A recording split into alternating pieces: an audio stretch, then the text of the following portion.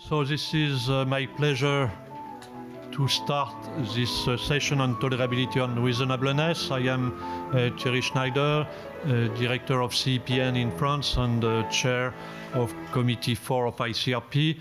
And today, for this session, it's mainly also as the Chair of the Tolerability and Reasonableness Task Group, which have been set up few years ago at the end of 2019, and we already had the opportunity to discuss with many people and some different international organizations on this topic. So this is a good opportunity today to exchange, to show where we are, and also to have different contributions. So you have seen that we have a long list of speakers, so we will not introduce or spend too much time in the introduction, and we will go ahead with the presentation and then to also have some panel discussion according to the time schedule. So with that, I give the floor to my co-chair, Haru Ogino. Thank you, Thierry, and good afternoon, everyone. I am Haruki Ogino from NRA Japan, as well as Task Group 114 on this very important topic. So without saying too much, I'd like to introduce the first speaker, Dr. Nicole Martinez. She will cover the first topic on introduction on this topic, and then a proposed framework for reasonableness, a relationship, rationale, and resources. Let me briefly introduce about Nicole. Dr. Nicole Martinez is an associate professor at Clemson University in the United States of America, where she teaches courses and leads research on the behavior and effects of radiological contaminants. She also holds a joint faculty appointment at Oak Ridge National Laboratory, where she supports development and reporting of new radiation dose and risk models. And Nicole is the vice chair of Committee 4 of the ICRP. So Nicole, you have the floor for 15 minutes. Great, thank you so much. All right, as I said, I'm going to introduce just a little bit about Task Group 114 and then talk about really the factors that make up reasonableness, and we're going to try to do that in a practical way. I do want to acknowledge the rest of the members of the task group, but there's been a lot of work done in this area, and then the original kind of idea of these 3 R's came from myself, my colleague Terry chairing the session, and then Jess Weeder from the US. So a little bit about the task group. We were formed in 2019 to review both the historical and kind of modern perspectives on reasonableness and tolerability, because since the last publication or the last set of general recommendations in 2007, there's been a lot of discussion, a lot of interest surrounding this, and then kind of consolidate that and prepare considerations for the future recommendations. And so this does have a long history. Even from ICRP publication 1, the concepts behind tolerability and reasonableness were there, even if there were slightly different phrasing. So looking at risks that are not acceptable, keeping doses as low as practicable. So these ideas have been there a while, and they have kind of morphed over time to this idea of tolerability and reasonableness currently. And there are a lot of ongoing discussions, both at national levels, maybe even local levels, and of course the international level, as we see in this session today. So I'm going to shift gears. So it is tolerability and reasonableness. I'm going to shift to reasonableness. We're probably most familiar with this from the kind of central core of optimization, keeping the number of people exposed, the level of exposures, the magnitude of exposures as low as reasonably achievable, considering societal factors, economic factors, environmental factors, basically taking into consideration the prevailing circumstances. But what does that reasonable mean? So we have both maybe kind of an intuitive idea, and then John Rawls is a philosopher famous for his work in Justice as Fairness. He talks about it in this way, an intuitive idea. It can be applied to people, it can be applied to the decisions that people make or the things that people do, it can be applied to standards and principles and all of these different things that reasonable can apply to. So just that in itself tells us that even if it is intuitive, there's this complex nature to it. In publication 138, which is a publication considering the ethical values of the system of protection, we've defined reasonableness as the ability to make rational, informed, and impartial decisions that respect views, goals, and conflict and interests. So both at John Rawls and in this publication 138, there's also kind of this sense of give and take or reciprocity in reasonableness, fairness.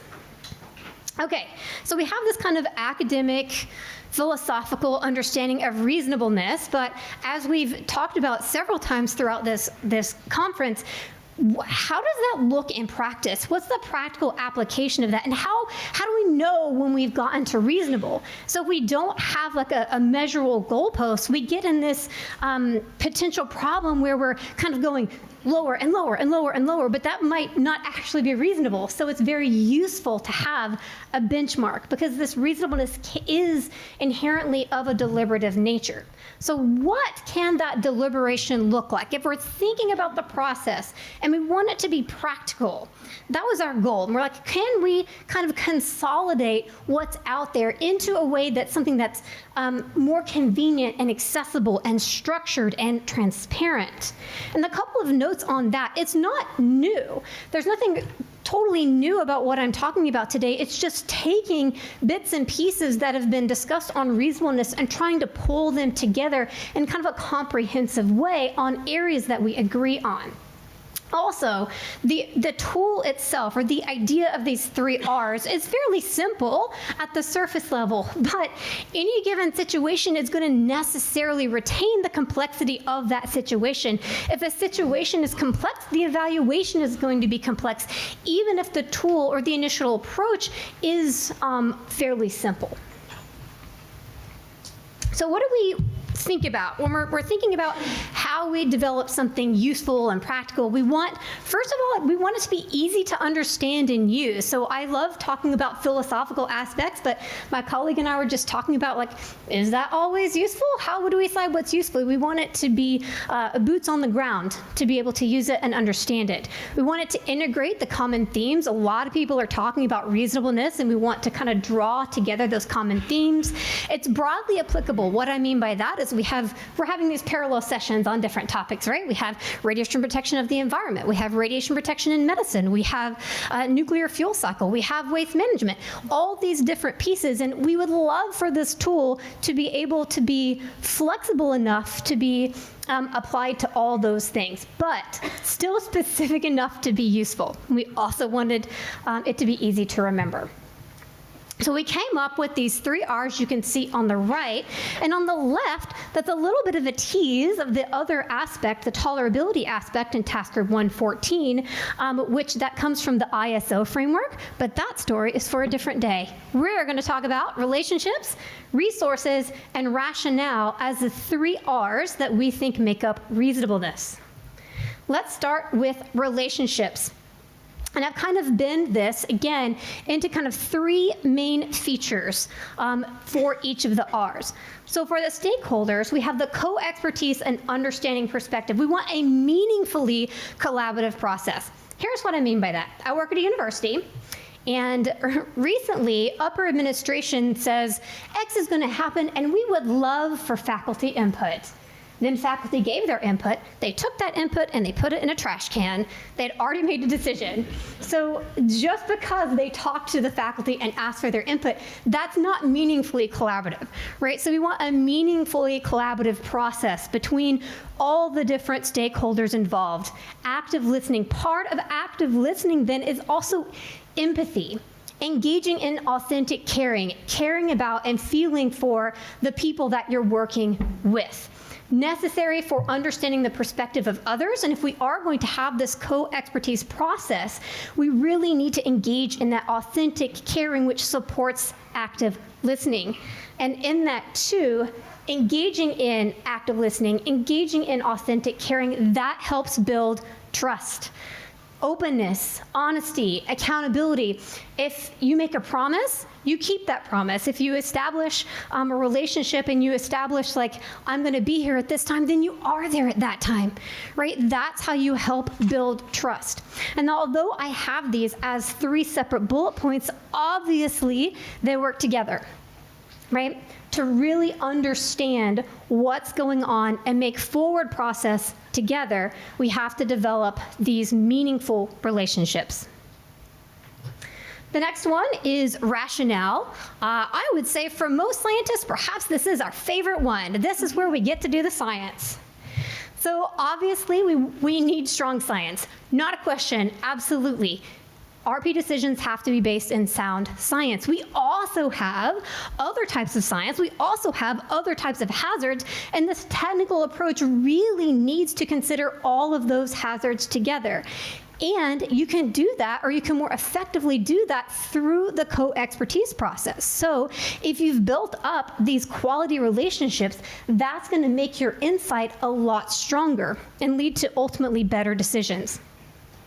In addition to the science, we also have the context. So this would be the prevailing circumstances. This could be history of the land. This could be the culture or political situation.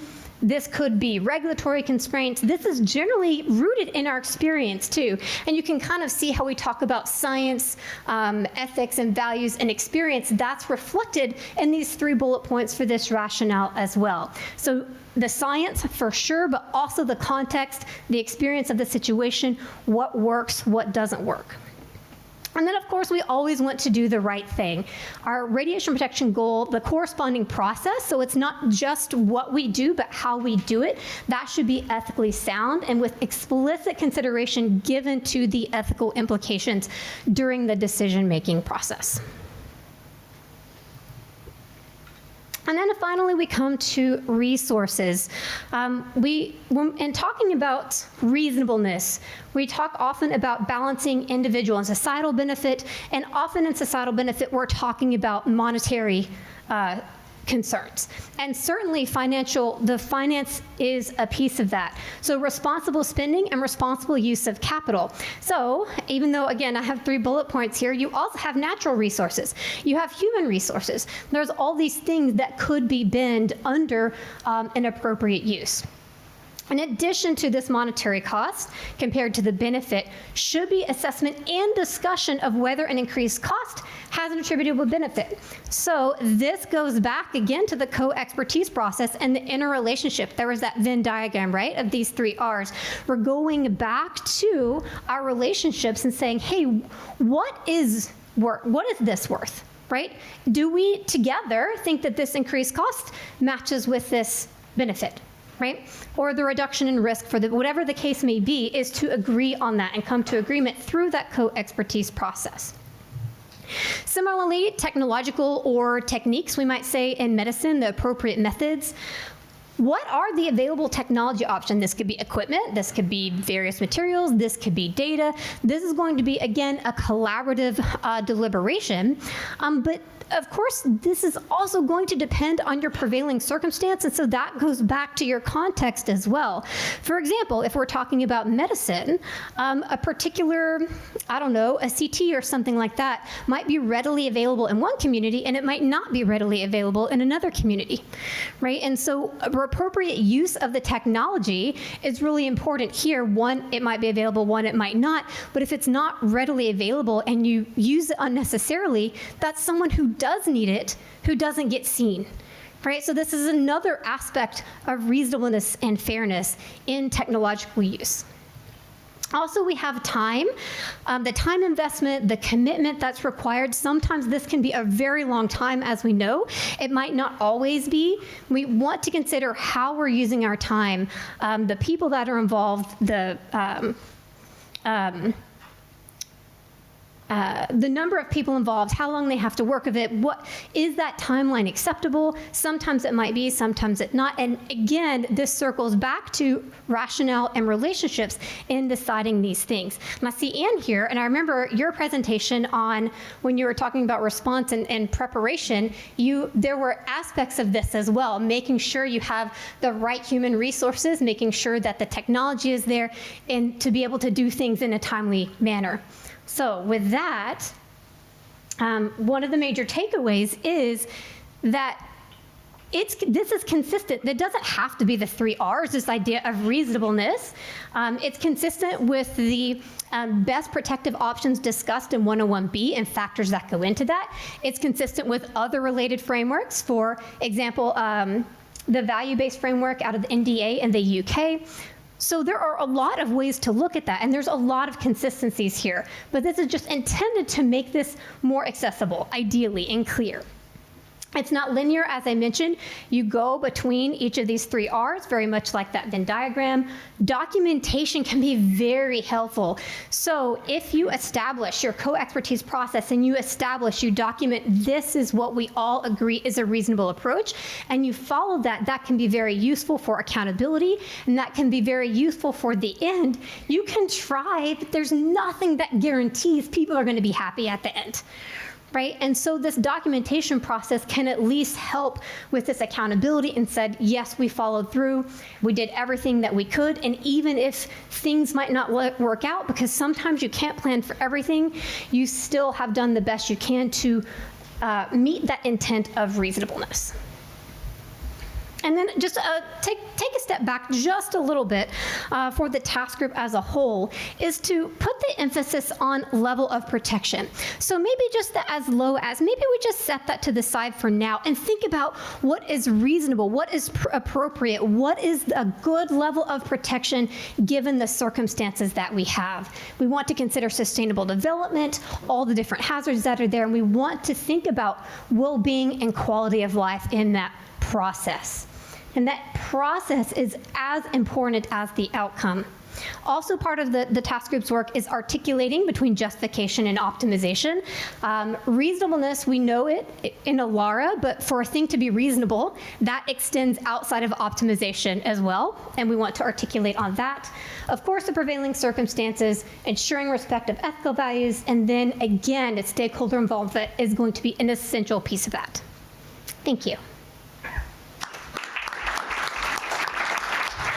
Thank you, Nicole, for your very comprehensive presentations. And if there is any burning question, I'd like to take only one question from the floor. If not, we will like to invite the next speaker. So are there any burning questions from the floor? I see none, so Thierry will introduce the next speaker. Thank you. Okay, so we will come back on the question at the end for the panel discussion. The second speaker is Marcel Lips. Marcel is coming from the Gosgun nuclear power plant in Switzerland, and Marcel is chair of the Radiological Protection Group from WNA, the World Nuclear Association, and he will make a summary of the workshop which have been organized in Bristol last September. So Marcel, you have the floor. Thank you very much, Mr. Chairman, for your kind introduction. Good afternoon, ladies and gentlemen. It's a great pleasure for me to briefly summarize this workshop, which took place in Bristol, as said, and contained 2 main topics. Optimization in the system of radiological protection based on the all hazards approach, and effective communication, stakeholder engagement in the system of radiological protection. For the communication part, there was a separate presentation yesterday afternoon given by Pete Bryant, so I will focus on the optimization part. Around 80 participants from all across the world represented the balanced audience from research, industry, regulatory, and public bodies. In its introductory remarks, ICRP referred to Task Group 114, as we just heard before, with the aim to clarify and consolidate ICRP Publication 103 and to prepare the considerations and basis needed for the development of the future recommendations. In this context, ICRP also highlighted that reasonableness refers to optimization involving stakeholders to achieve a workable and sustainable protective approach. That reasonableness refers to practicability and good judgment. That tolerability is not a demarcation between safe and unsafe, and that multi-hazard situations need to be considered. There will be another presentation on Task Group 114, so I do not go into further details. World Nuclear Association mentioned that the outcome of the revision of the general recommendations could have an enormous impact for the nuclear industry. And that is why appropriate consideration must be given to practicality and proportionality, and that industry expertise is considered in the setting of radiological protection standards. Nuclear technologies, and hence also radiation protection, plays an important role in the United Nations Sustainable Development Goals. And the recommendation should not have a negative impact on the delivery of these goals. So focusing too extensively and exclusively on one risk can transfer risks to other areas. From a regulatory perspective, it was said that broadening of optimization maximizes sustainable benefits, whereas focusing entirely on a single risk and minimizing that at all costs is likely to have negative unintended consequences. And here again, also from regulator perspective, the stakeholder involvement was highlighted. 14 presentations were given covering the whole spectrum of the nuclear fuel cycle and all exposure situations, and addressed practical examples for the application of the optimization principle.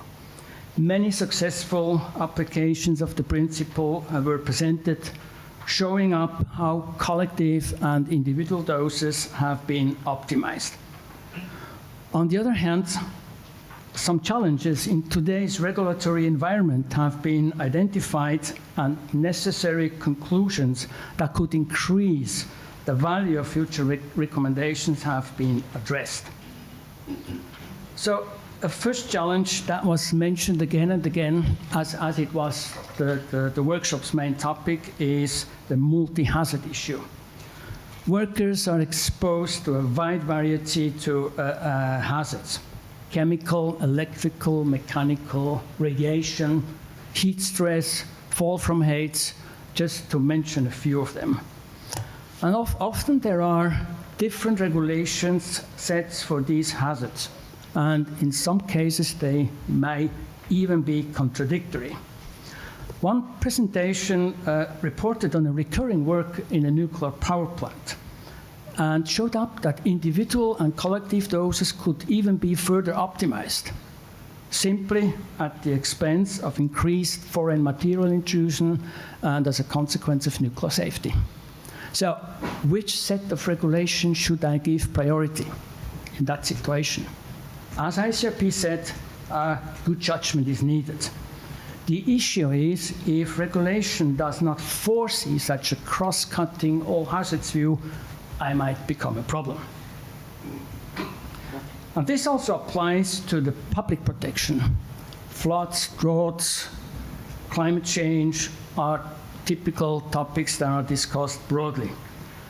Optimal protection must take all these factors into account, and a single factor should not be over-optimized at the expense of other factors.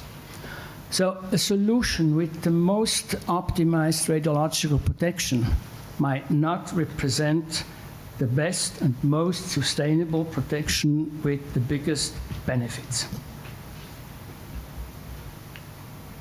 A second challenge that was mentioned is about graded approach.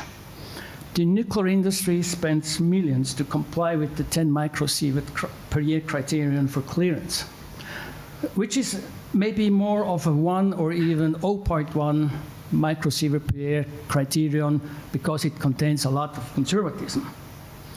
On the other hand, millions of individuals receive several tenths of a millisievert simply sitting on long-haul flights or taking a fortnight or more holiday in a region of the world with elevated background radiation.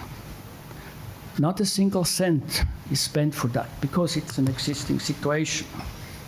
But does this contrast really give value for money to society? In the workshop's view, a graded approach putting more emphasis on elevated doses and less focus on very low doses would add that value that might be missing from our system. And it would still be consistent with the LNT approach as a practical and commonly used model. And this goes in line with the need for balanced regulation for the different hazards.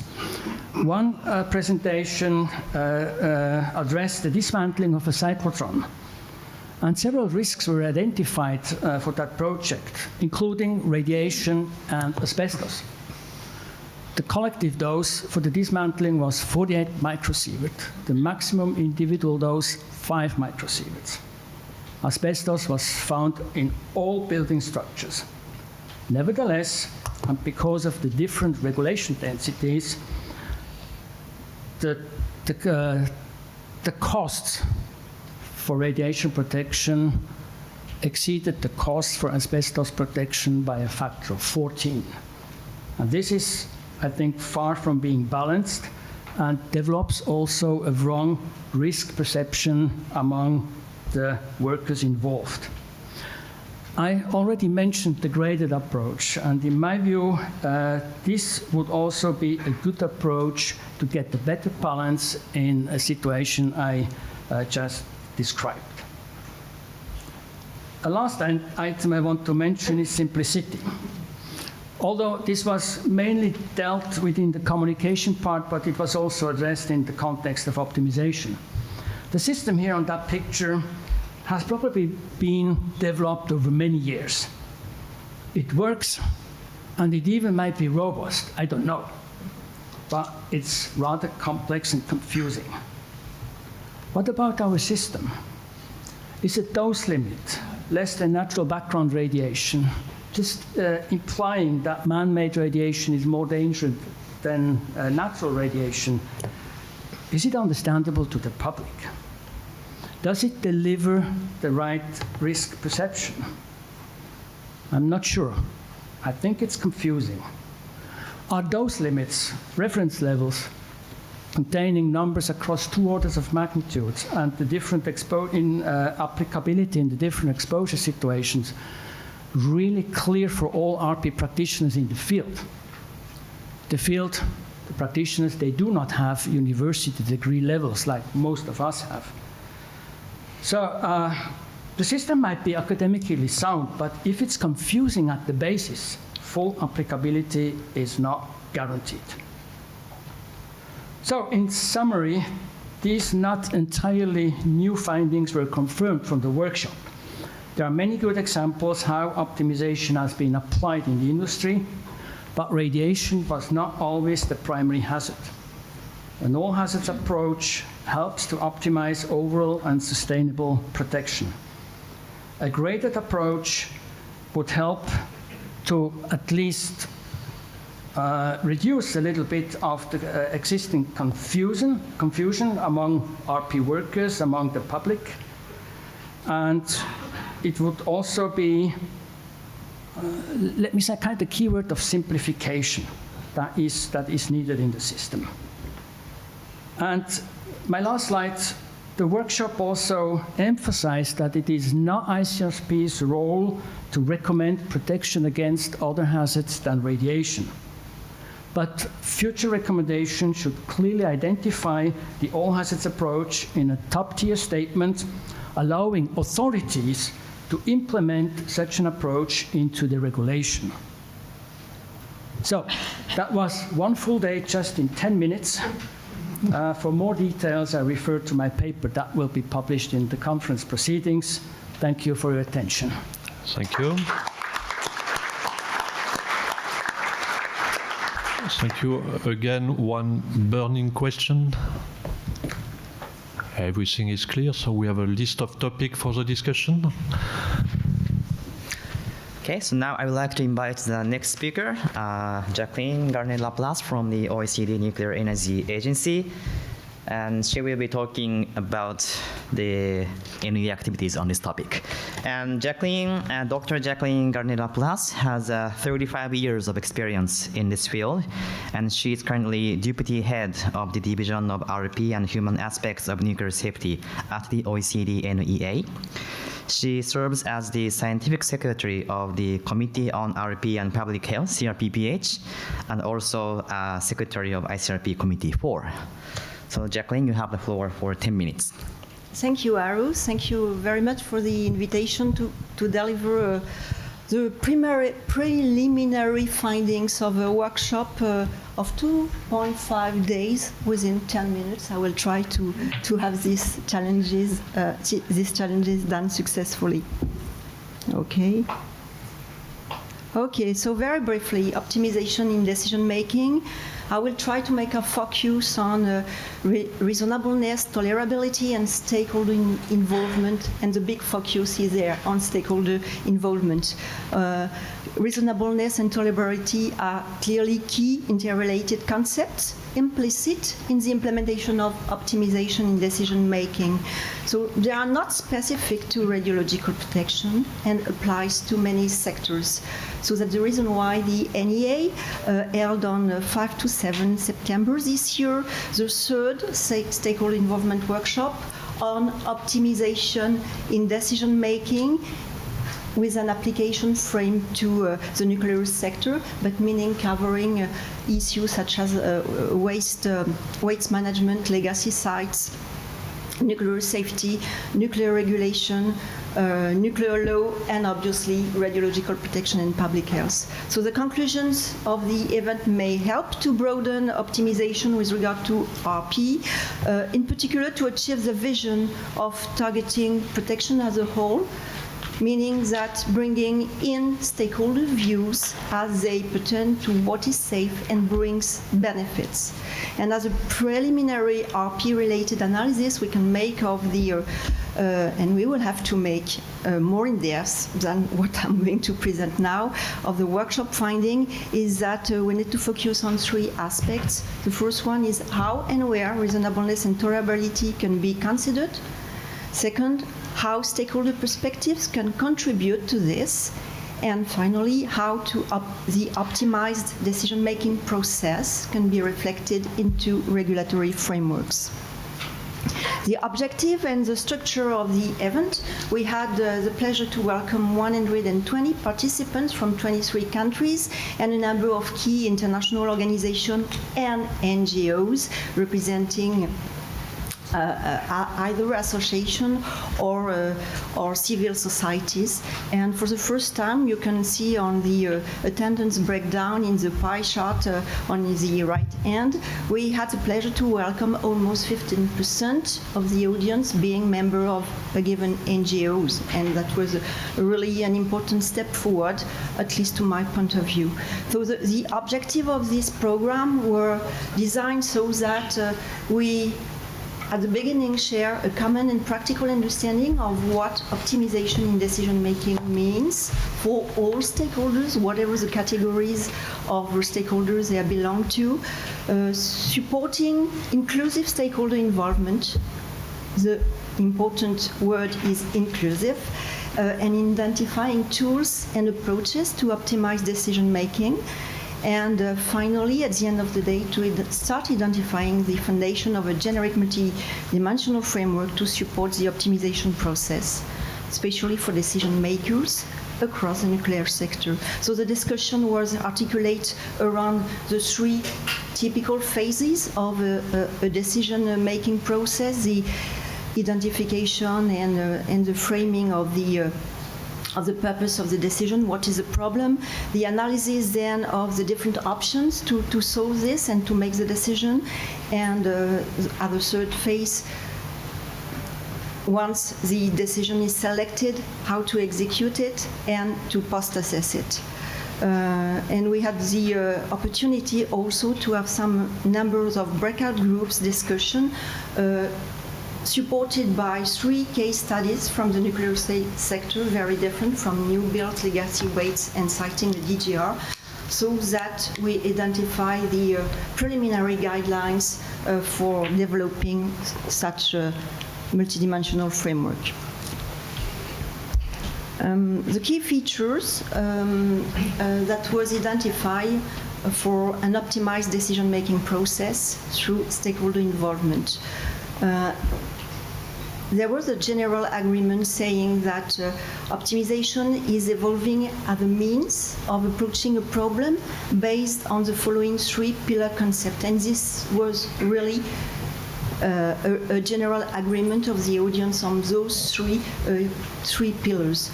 The first one is holism, meaning taking into account complex interactions between economic, environmental, health, cultural, and social aspects, and knowing how to balance all those aspects, possibly taking into account their related uncertainties, and this do so for each potential solutions to a problem. Inclusiveness, meaning involving all stakeholders who have interest or are affected by the outcome, meaning the decision, ensuring transparency, equity, and fairness of the process, not necessarily of the decision, but it is important to have inclusiveness and transparency, equity, and fairness of the way the process towards the decision is conducted.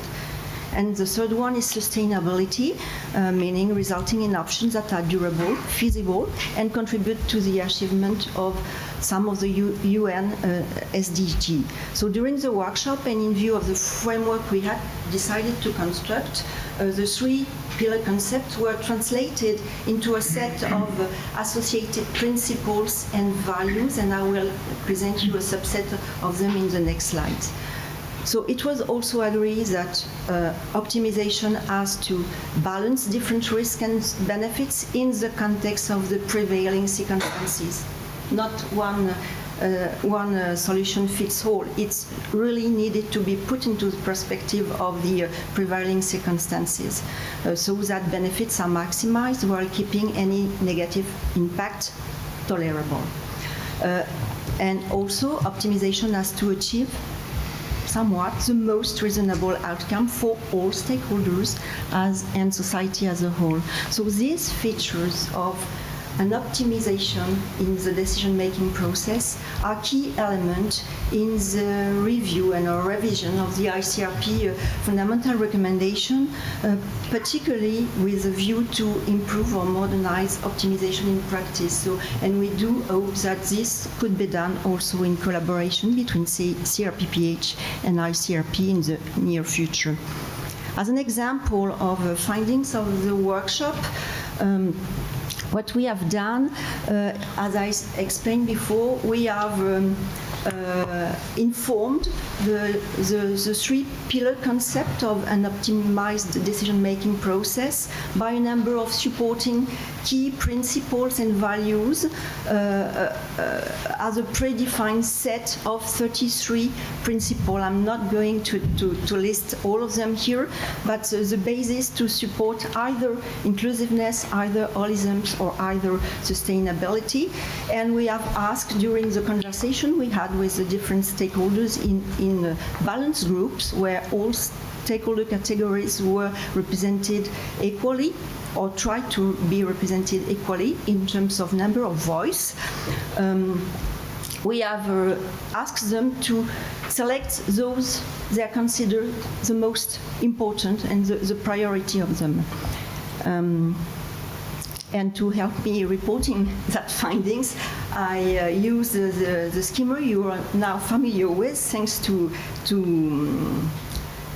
Nicole, about the 3 bubbles supporting reasonableness. So if I go, for example, for those principles that were selected to support relationship, the first one were collaboration and partnership between different stakeholders in a mutual and continuous learning approach. Maybe a bit more concrete than only saying the co-expertise approach, meaning that behind that we should be able to deliver a number of high-level recommendations, high-level policy to help supporting this being put in place more or less systematically each time a major decision or significant decision has to be taken on a difficult problem. The other one I would like to comment is social equity and justice, with a focus on well-being and community and future generations. Those are really connected with sustainability. In the interest of time, I will skip the others because there are no very new ideas. They can be expressed differently, and I will mention only those that have been ranked as the first, that I have categorized as support for resources. Everyone were in agreement to have factual, consistent, and open communication during all the cycle of decision making, and for holism, balancing of risk and related uncertainty with potential benefit to help the rationale. In terms of conclusion and path forwards, the example of progress made at the workshop are listed here. I think it's important. It has confirmed that an optimized decision-making process has to embark what is deemed reasonable, recognizing that this depends on the specifics of the situation and involvement of stakeholders in an inclusive process. The idea of balancing all the perspectives to ensure that the outcome continue to be protective of the risk and takes account for the interest of all stakeholders to determine what holds reasonable value for society. The ultimate goal of stakeholder involvement is to enable people to make their own informed decisions. So this is also very important. It's not to provide social acceptance of a decision. And optimization goes beyond radiological protection, as I said, and ICRP should find the right position in such complex issue.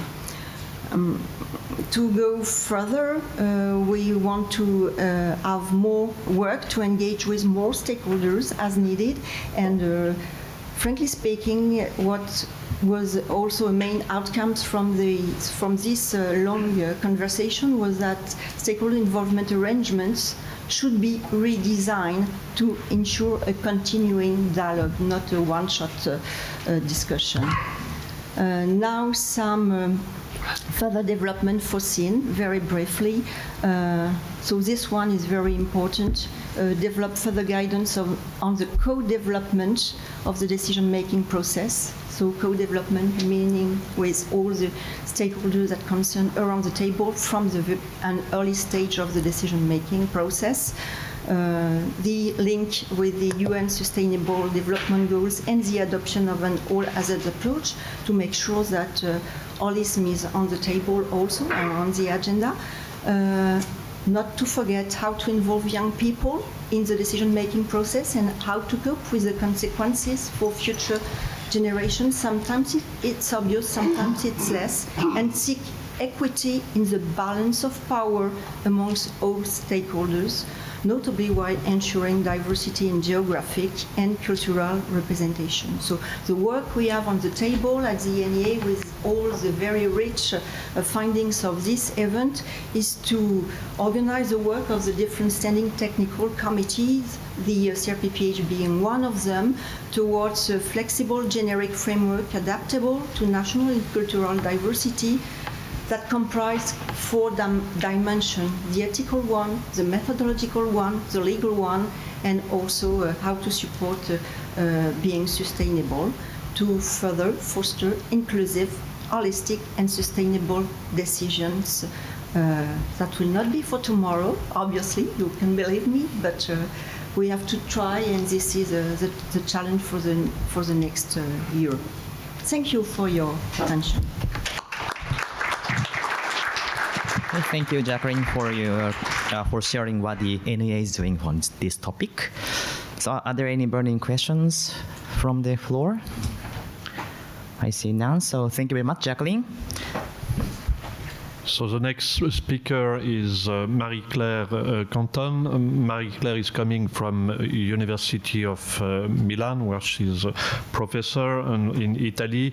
Marie-Claire is also the member of Committee 3 of ICRP, and is all on this aspect. She is involved in Task Group 114 to address the specific aspect of medical application of reasonableness and tolerability in the medical field. So Marie-Claire, you have the floor.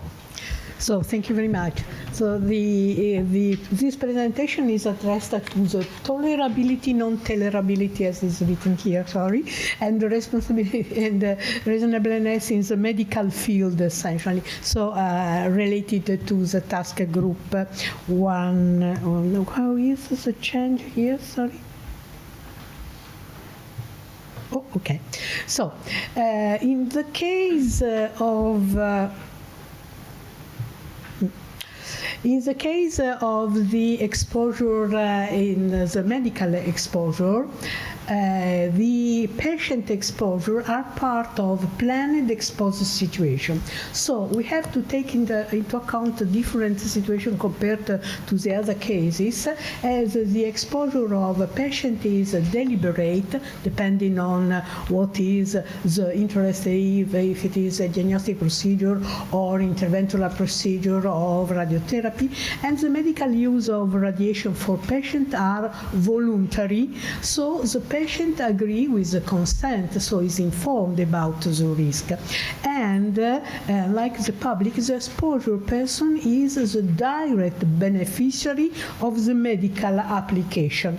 And in particular, there is not limit in this case. So the next slide. Yes, sorry, I am a bit.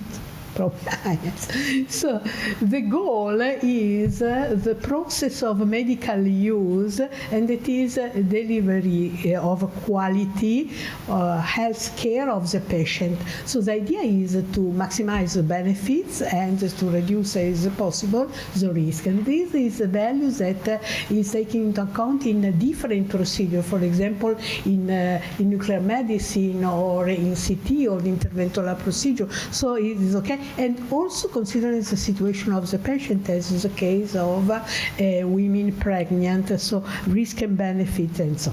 The next one, yes, hope. So the radiological protection framework is a key driver for the quality of the medical procedure that use radiation. So we have both the principle, that is principle of justification, so decision to deliver really the dose that is needed for the benefit of the patient, and the optimization as a process to deliver proper dose that contribute to quality in healthcare. So the principles are linked to tolerability and reasonableness. And the next one. So if a medical procedure is justified, the benefit is more than the risk for the same individual, and so the risk is tolerable for the patient. And justification is sheer responsibility, considering the team, the professionals that are involved, like radiologists or oncologists, and the patient also, and the family are part of this share decision to ensure that there is a clear understanding regarding the possible relation between benefit and risk.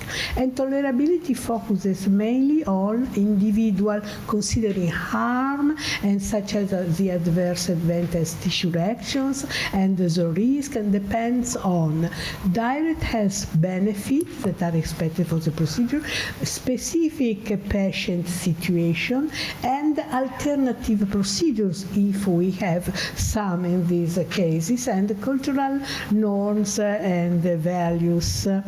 So, and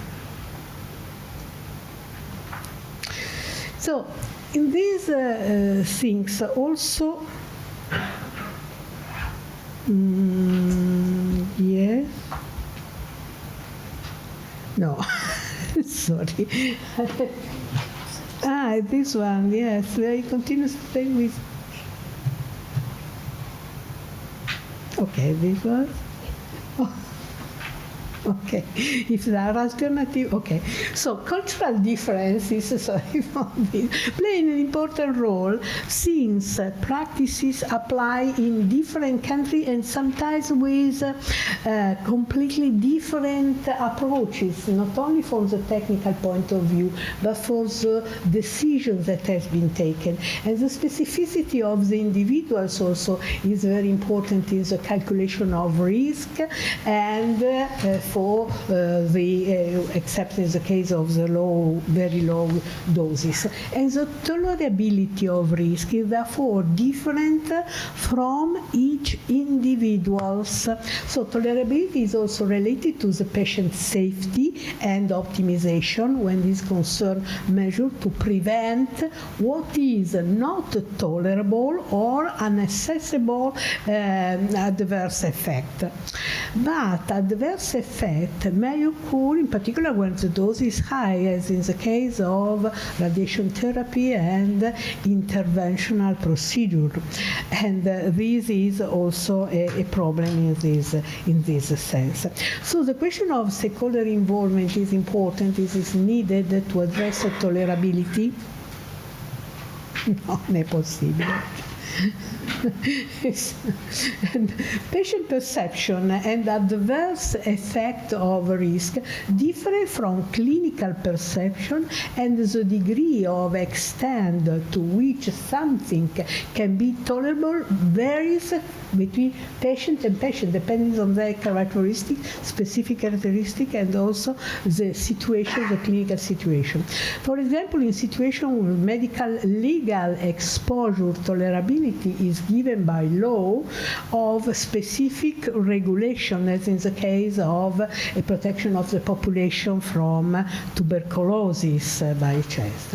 And reasonable for patient exposure, we have the optimization in practical exposure does not necessarily means to reduce the patient dose, but to optimize related to the goals that we have. So reasonableness is linked to the principle of optimization and moreover to justification of the medical procedure, which is appropriate and might vary properly to required for an individual, specific individual, because they have characteristic difference. So the goal for medical exposure is to deliver the high dose to produce the image or to give the therapy proper and so on. So the basis for the patient is determined by medical needs and cannot be reduced completely without prejudging the outcome that are expected. And if imaging quality is inappropriate, so we don't have clinical benefit in this case. It is also important to understand that what is an acceptable or unacceptable risk from patient point of view can be different, because it is important to take the perspective of the patient. So the concept of shared decision making is a key element of reasonableness, and most generally what is reasonable corresponds to the state of art of good medical practice and evolve in the time with ethical, technical, and so on. The concept to share is a key element for reasonableness. So both justification and optimization are linked to tolerability and reasonableness. If radiation protection framework must evolve toward more patient-centered approach and be guided by values already applied to medicine, notably, for instance, dignity and other ethical values. So justification plays a role for patient exposure within tolerability and reasonableness. For example, the justification level 2 is necessary to prove that a given procedure is reasonable for patient group, for patient individuals. And level 3, if the procedure of patient is justified, then we can see that the risk is tolerable. The principle of optimization is implemented, defining reasonable measure to avoid intolerable adverse event, and by managing the dose of the patient in different way, in particular when we think about radiation therapy. So we have the application of tolerability for patient exposure with the concept of tolerability in the basis of 3 dimensions that it was already presented, that is appropriateness, justification, radiation safety of the patient, and optimization, and patient centers.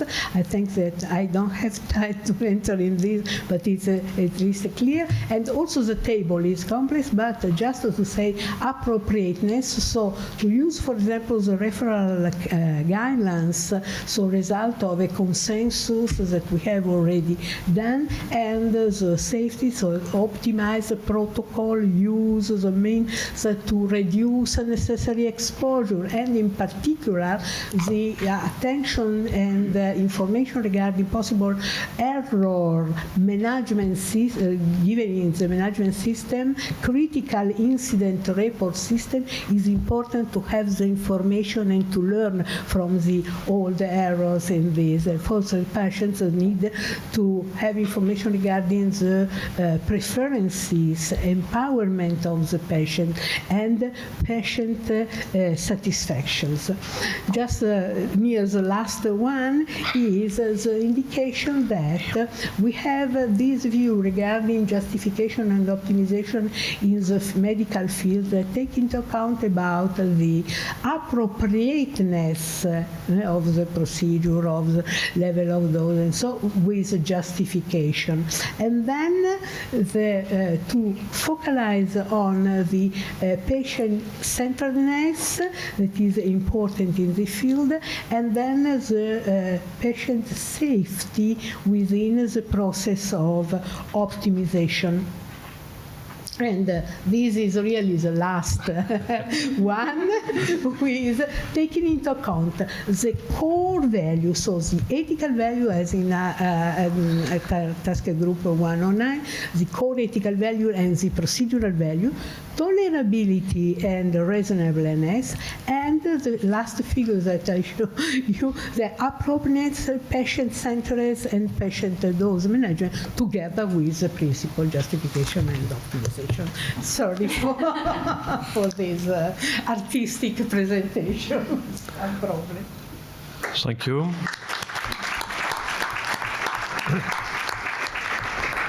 Again, one burning question. Everything is clear? Okay, thank you. Now I would like to invite the next speaker.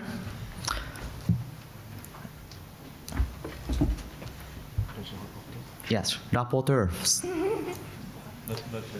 Not yet. So now I would like to invite Dr. Momo Takada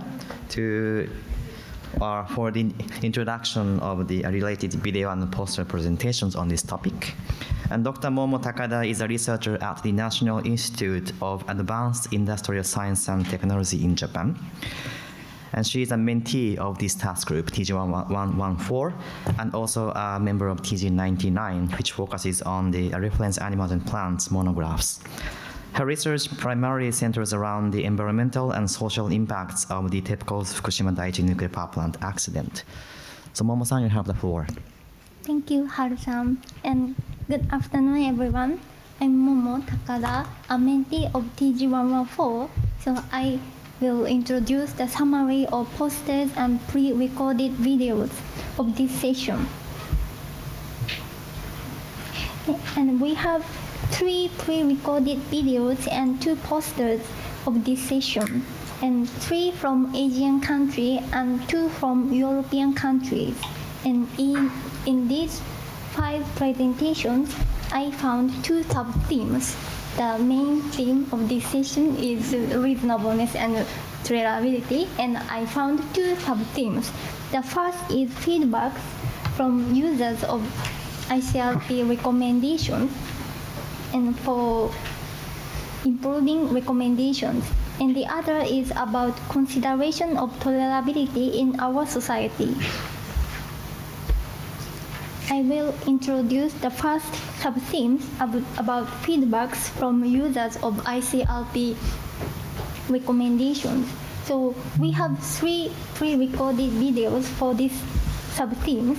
The first one is Big and Han from South Korea, Korea Academy of Nuclear Safety. The title is Consideration of Lessons and Legal Issues related to Negative Radiation Rumors in South Korea.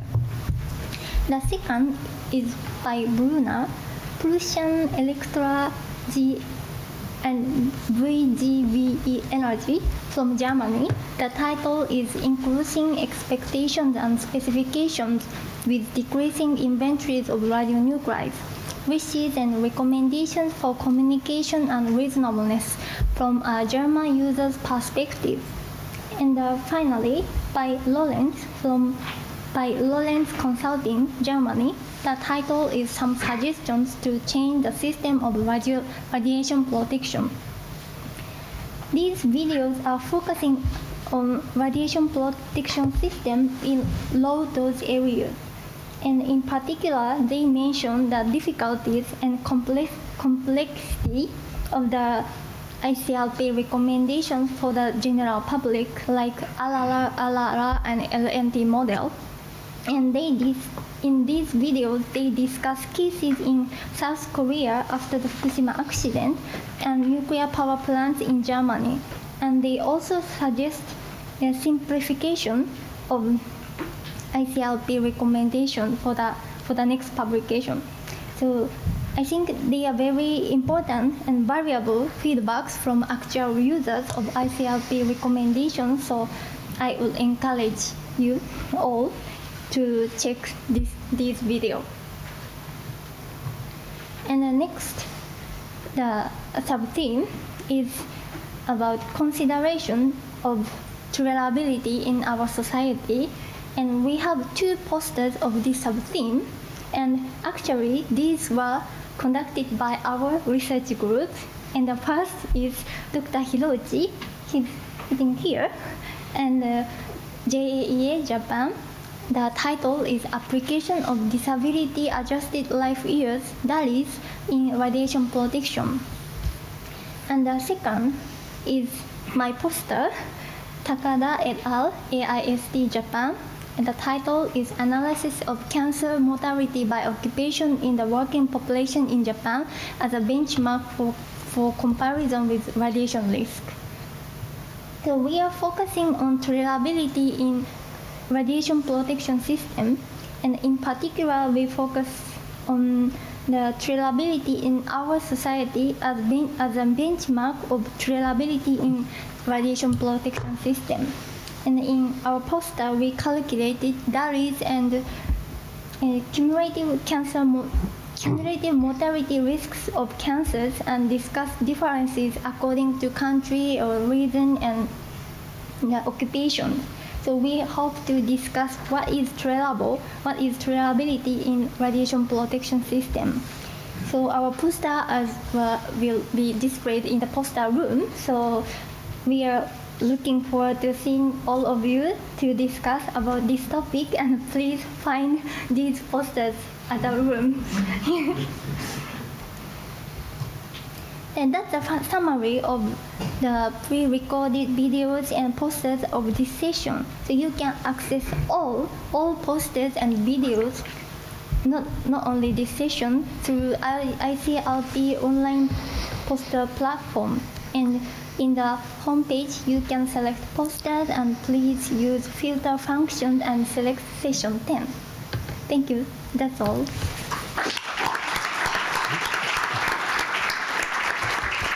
Thank you for this clear review of the poster and that a good incentive to visit the poster. Now before to have the general discussion, we have 2 points of view which will contribute to add some element to the discussion. The first point of view will be provided by Bernard Le Guen. Bernard is a medical doctor working at EDF, and he will provide a point of view as the president of IRPA, the International Radiological Protection Association. So Bernard, you have the floor for 5 minutes. Yeah, so 5 minutes, 5 slides. Well, my first slide is just a preamble. It's not my personal view. I'm IRPA president, so the idea is to provide you, through this short presentation, views from Associated Society, because we establish a task group to facilitate active IRPA involvement in the review process proposed by ICRP. So most countries were in general approval of the revision. Particularly appreciated was the recognition of the need to simplify and clarify the system. And there is a need for re-evaluation of the tolerability and of dose and inferred risk in different exposure situations. And it's clearly this has been prioritized.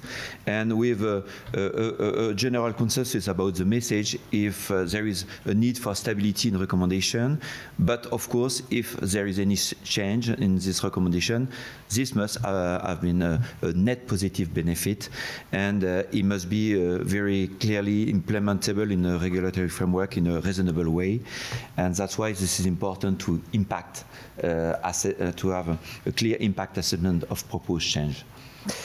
My second slide, because very shortly, because yesterday morning we discussed about ethics and the importance in ethics, because the RP principles in the past were elaborated without making their ethical foundation explicit. And when we discuss about RP system, to the right balance of benefit over harm, to the reasonableness of measures to avoid harm, and to the tolerability of harm, all of this clearly indicates that there is a complex ethical judgment in tolerability and reasonableness approach. Now, it is the case. So probably the first conclusion from the IS on this topic, it's to explain how we use this value in the daily life in the stakeholder process for the decision maker. Well, my third slide now was about example. We ask the IS to provide us a challenging situation by example with practical application. So challenges due to conservative application of the radiation protection system include practical application of ALARA, and we have some example in nuclear industry, clearance, legacy site, and also use of lead approach and shielding assessment. Well, a few of them explain that using tool for ALARA for reasonable approach, there was clearly agreement from several society in regard to combining constraints and reference level together. There is an IS considered careful differentiating of limits, constraints, and reference levels because they said this is important to prevent tightening controls excessively. So in order to keep accountability for the stakeholder process. And one IS suggested in the survey, tolerability of exposure should distinguish between workers and public. Well, generally, suggestions were made to ensure clarity rather than confusion, and all of these remarks showed that there is a need on how to deal with tolerability and reasonableness approach in a daily practical approach in a reasonable way in all situations. So, how? About optimization, so there is a need to review how risk is defined due to multiple considerations in definition of a detriment, a need for proper regulatory mechanism for the decision it can drive. There is a very strong support for a holistic approach to optimization and for recommendation to stress that optimization is not minimization, promote use of reasonable caution, avoiding undue conservatism, include non-radiation effect in risk-benefit consideration. Well, we have exactly the same example in nuclear industry, where a number of practical examples were provided as to how over-conservatism has had an adverse impact of nuclear industry with not the right balance between benefit and cost. So clearly there is a need to prioritize the effort. So the conclusion of this slide, there is a challenge to elaborate practical guidance adapted to specific exposure situation with practical recommendation with a holistic approach to optimization are encouraged. And also, I know that this is the case now, ICRP is working on this, to take into account uncertainties for risk assessment, particularly at low doses. And this is important to well recognize these difficulties. And my last slide, probably is my personal slide. I would like to give you an example about the boundary of tolerability with an example in healthcare. Healthcare is the only radiation-using sector in which a tangible benefit is obtained from planned direct irradiation of human beings. And the patient and their diagnostic or treatment take priority over radiation protection consideration. So with an example in radiotherapy treatment, to stay in the tolerable bound, it is important not only to compromise health, but also to take into account living condition. And we discussed also that yesterday morning, the notion of well-being broader than the level of the risk. And clearly, this is a multi-criteria approach, and this is fundamental to understand that the boundary for tolerability in medicine is not necessarily universal. The risk is a continuum, not a magical number, and clearly it depends on the individual's vulnerability and the context of the disease state. So in conclusion, in therapy treatment, so in treatment using ionizing radiation, the boundary bound must be established in a case-by-case basis. And my last sentence will be that in clinical practice, as in policy, the value of prudence states that avoiding risk is not an absolute. The ALARA approach and the patient's exposure must be adjusted to the medical objective. Thank you.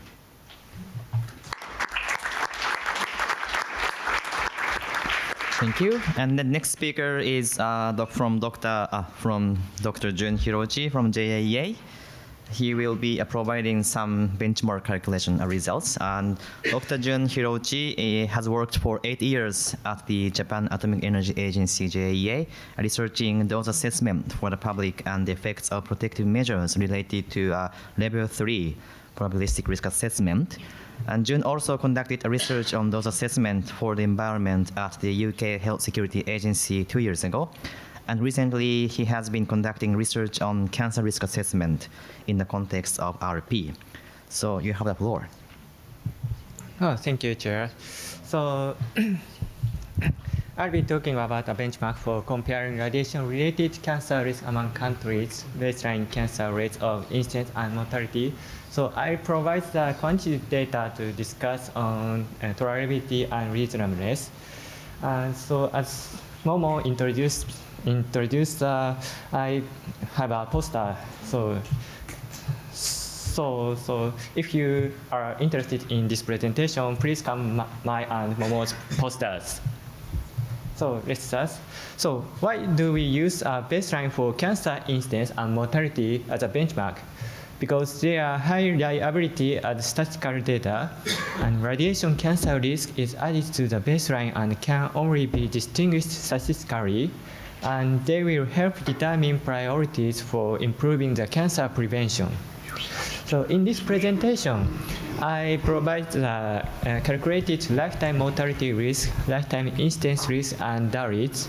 So because these risk indicators are widely used in various fields, such as chemical, environmental, and public health. In addition, DARIs are aggregated indicators that can consider both mortality and incidence and has been used recently in various fields. So the calculation methods of lifetime mortality and incidence risk are based on Kamo's papers and ICRP publication 103, and that of DARIs is based on Shimada and Kai's papers. The lifetime mortality and incidence risks were calculated by accumulating the cancer mortality and incidence over the entire age interval. And DARI was calculated cumulatively up to life expectancy. And DARI was calculated with only incidence data. The almost parameters such as life expectancy are different among countries, but in this study, EAR and ERR parameters, minimal latent period, and disability weight of cancers were same among the countries. The exposure situation assumed to be chronic exposure of 20 millisievert per year for the age of 18 to 65 years old, and the total dose is almost 1 sievert. So the necessary data is obtained from WHO database, Lancet papers, and ICRP publication 103. The target countries are 37 in this table. So in these countries, the necessary data can be obtained from WHO database. And in this presentation, I showed only all solid cancer as a result of all solid cancers. So this figure shows the lifetime mortality risk, lifetime incidence risk, and DARIs. So with baseline cancer mortality and incidence risk. As you can see, these figures, the difference between the minimum and maximum is more than twice as large, and small sex difference in DARIs. In addition, this risk tends to be smallest in South America. So it would be important to understand what's the baseline depends on. Oops. So this figure shows the range of lifetime mortality risk, lifetime incidence risk, and DARIs, so which includes the effect of radiation. The left side shows the risk indicators calculated with baseline cancer rates, as shown in previous page, and right side shows the risk indicator of some of the baseline and radiation risk. These quantitative data are expected to be used in discussion on tolerable risk from radiation exposures. So finally, I'll show the comparison of the ratio of radiation risk to baseline risk among the countries. For all solid cancer, the ratio of female is larger than the male, and the DARI and lifetime incidence risk is similar values, while the mortality risk is smaller than other indicators. So these trends are also observed at other cancer sites. So now let me summarize talk. Our study provides health risk comparison as a benchmark used for discussion on tolerable risk from radiation exposure. The overall health risk based on baseline cancer rates is a suitable benchmark for comparing radiation cancer risk. In particular, DARIs are unique and common risk indicators that can measure both mortality and incidence, like the ICRP determinant. That's all my presentation. Thank you. Thank you, Jun, for your inputs. So now I would like to open the floor for the general discussions. Thank you for waiting. So please raise your hand to raise some question, comments, and we have 2 microphones there. Are there any questions? Yes, one. Go ahead.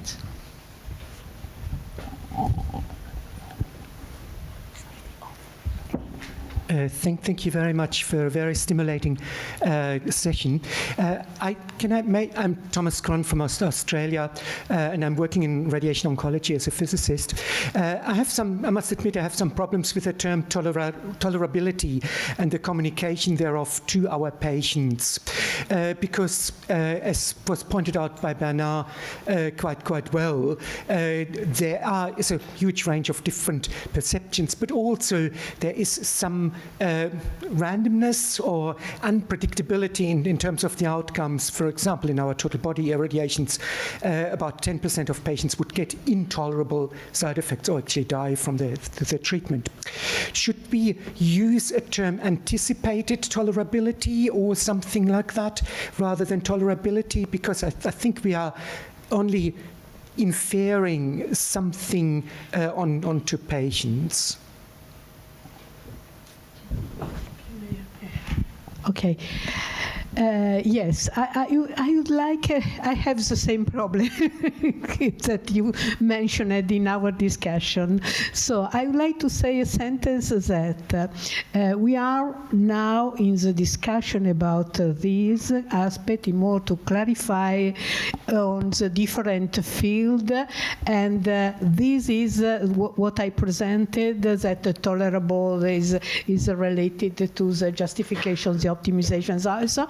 And that has to be specific for each patient, yes, but and how we communicate is the same aspect that I have in my mind, because I think two aspects. One is, if we think that the risk is different from one patient and one patient, already we have problem to communicate normally what is the level of risk related to this procedure, and you have to think how to do for whatever.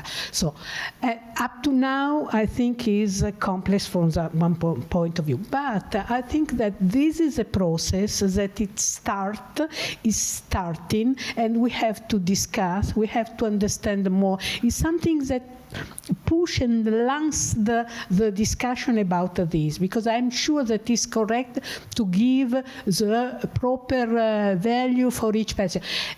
We have also problem in give communication regarding risk and explain, for instance, for workers also, what is your risk related to other risk and so. But it is important to discuss, to evaluate, to lance the research in this field and to understand. Because what we can ask is, everybody is agree that would be better to have this, and then how and when. This is my approach.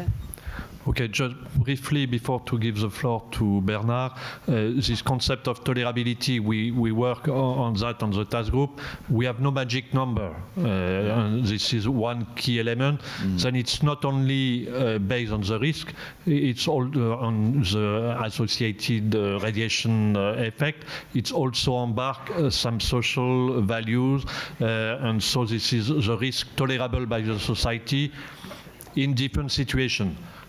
Having said that, we need to go a step further, because it's not so easy to say that it's vary everywhere. So we need to find some guideline, and it's why also the benchmark could be some element which could contribute to help, even if we are not able to define a universal value, to provide some guideline depending on the circumstances. Bernard. Well, very shortly. First of all, now I will say, people would like to simplify everything, but we need some time to accept complexity.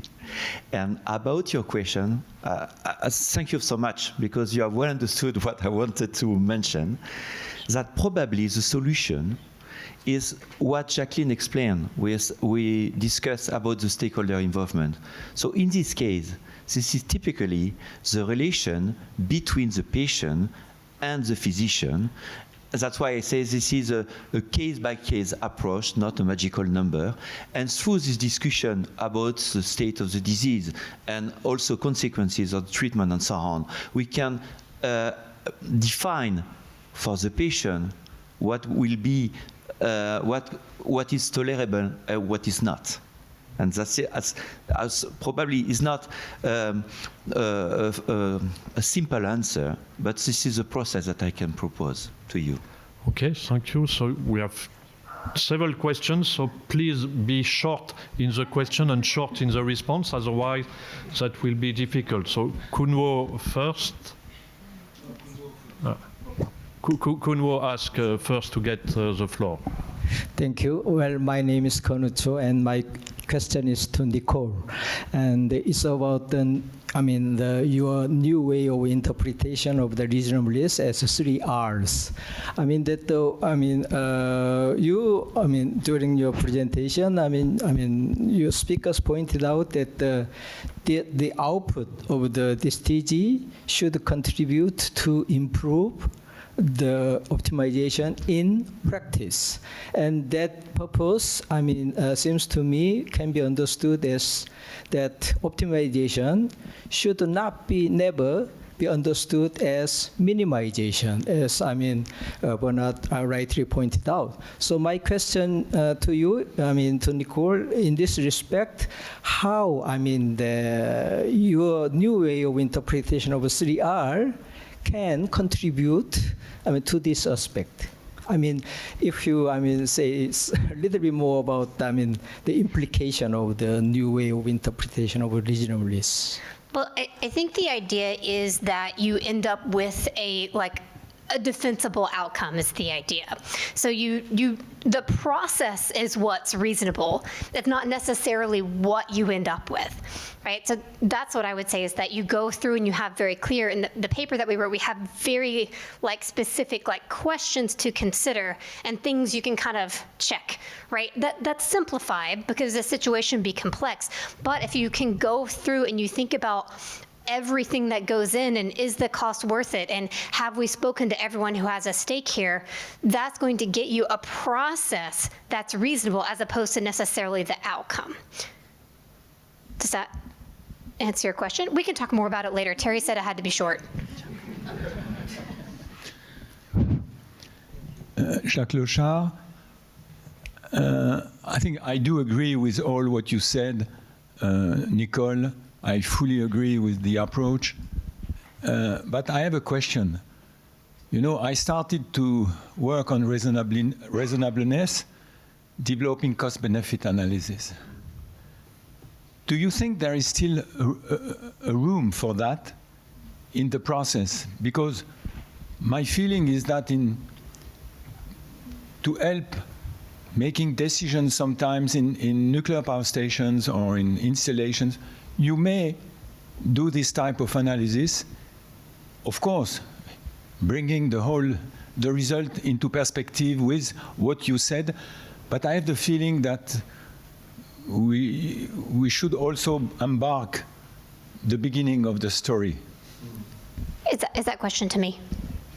Sorry? Is that question to me or to anybody? Yeah. It's to you and to also to Marcel. And okay, I'll start answering and then pass.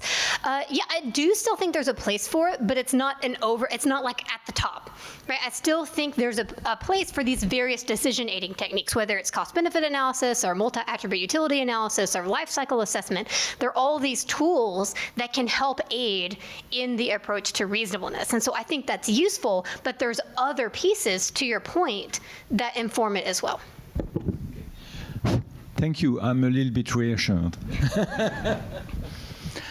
Of course, we need cost-benefit analysis, and this is our daily business. It's not black and white, The question is what kind of millisievert cost, what kind of an electric shock cost. This depends always a bit on the situation. And for us as practitioners, I think we need some flexibility in that process to get the most, the best protection to our workers, to the environment, and to society. Well, just because I like very much your question, Jacques, because based on my own experience, it means one word: prioritization. Because when we talk everything at the same level, we make some error. For example, in my role also for nuclear energy, my first priority is for workers who will receive the highest dose. So if I have a look on the majority of workers, it's less than 1 millisievert a year. So, but for some of them, we have a dose around 10 millisievert. And for them, it's very interesting to have this approach.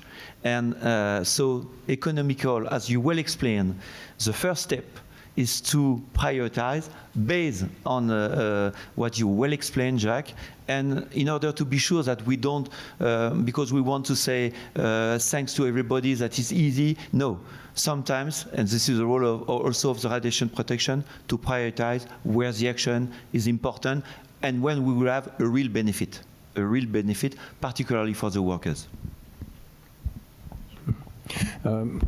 François Bochu from Switzerland. I have a question for Marcel. You insisted on the fact that we need to simplify the system, but from the tolerability and reasonableness perspective, what would be your priority to simplify the system in order to help for tolerability and reasonableness? The practitioners in the field, they need simple numbers to give adequate protection in due time to their colleagues.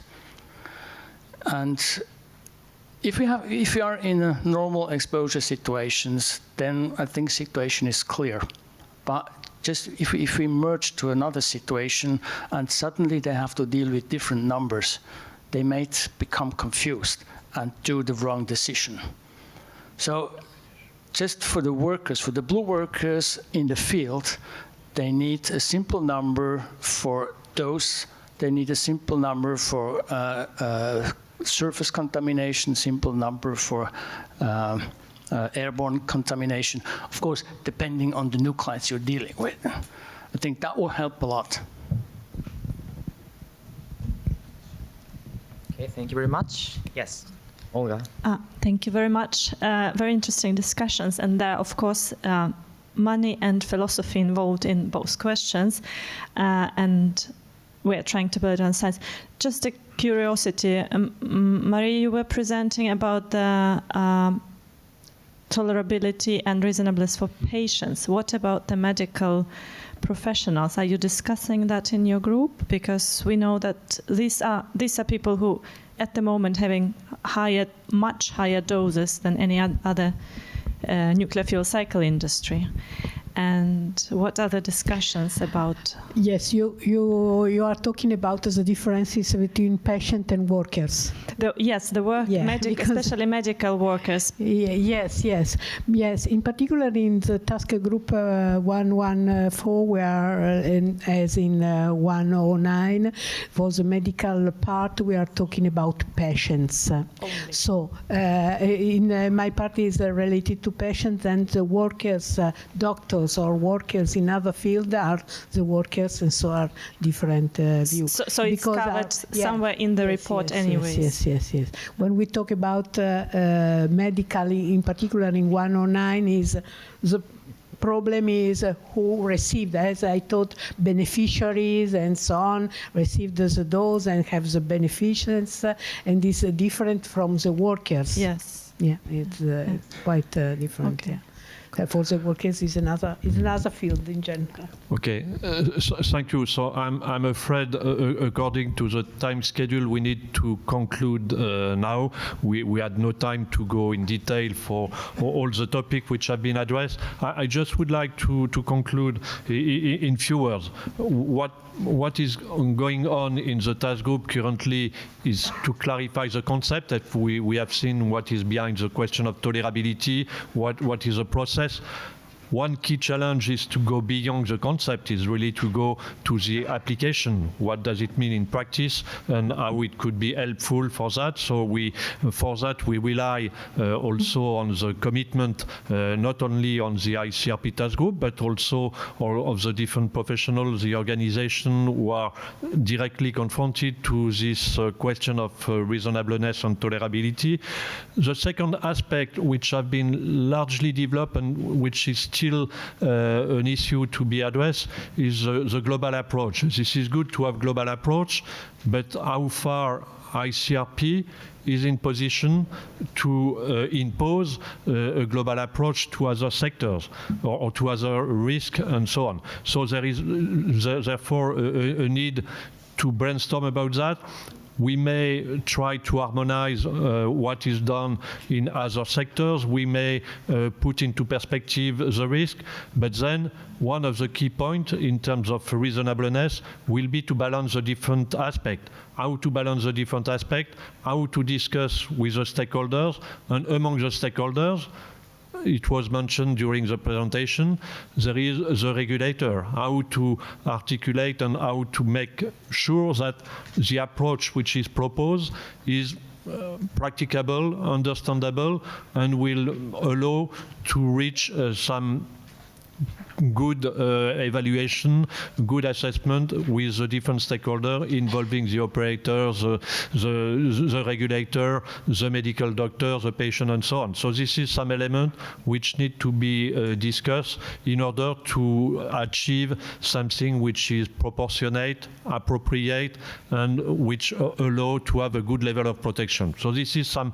key element on which we will try to work in the following months and following years, and we hope to have some contribution and also some discussion in the following meeting. So thank you again, and do not hesitate to interact with the speaker and with the member of the task group.